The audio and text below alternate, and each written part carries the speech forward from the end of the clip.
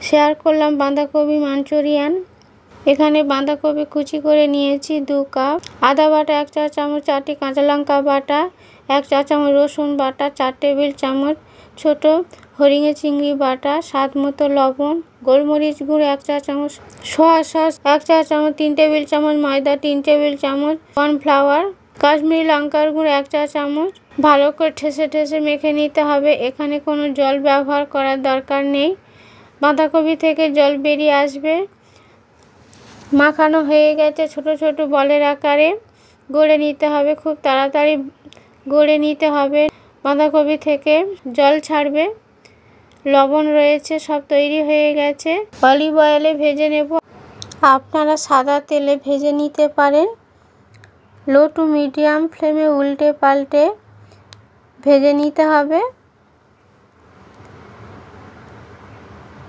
পকোড়া লাল লাল করে ধীরে ধীরে ভাজতে হবে। লো টু মিডিয়াম ফ্লেমে 5 মিনিট ভেজে নেব।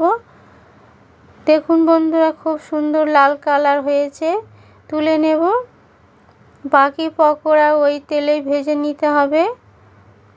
উল্টে পাল্টে 5 মিনিট সময় ধরে ভেজে নিয়েছি, তুলে নিলাম।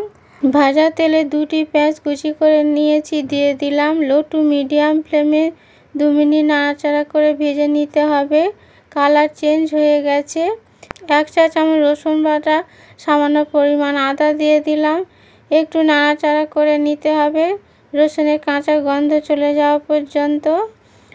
তারপর খুব কম পরিমাণে লম্বা শেপে কাটা ক্যাপসিকাম দিয়ে দিলাম। ক্যাপসিকাম দিয়ে লো টু মিডিয়াম ফ্লেমে 1 মিনিট নাড়াচাড়া করে নিতে হবে। লবণ স্বাদ মতো মিষ্টি দিলাম। গোলমরিচের গুঁড়ো 1 চা চামচ, কাশ্মীরি লঙ্কার গুঁড়ো 1/2 চা চামচ, নর্মাল জল 1/2 কাপ দিয়ে দিলাম। একটু নাড়াচাড়া করে নিলাম।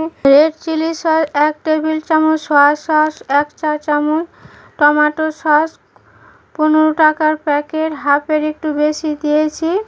তারপর নাড়াচাড়া করে লো টু মিডিয়াম ফ্লেমে 2 মিনিট ফুটিয়ে নেব। 1 চা চামচ ভিনিগার দিলাম। স্প্রিং অনিয়ন 2 টেবিল চামচ দিয়ে নাড়াচাড়া করে নিলাম। ভাজা বলগুলি দিয়ে দিলাম। ভাজা বল দিয়ে হালকা হাতে নাড়াচাড়া করে 2 মিনিট ফুটিয়ে নেব। 1 চা চামচ কর্নফ্লাওয়ার 3 টেবিল চামচ জলে গুলে দিয়ে দেব।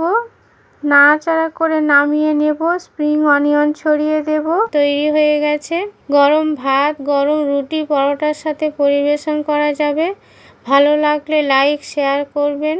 নতুন বন্ধুরা সাবস্ক্রাইব করবেন, বেল আইকনটি প্রেস করে দেবেন। নমস্কার।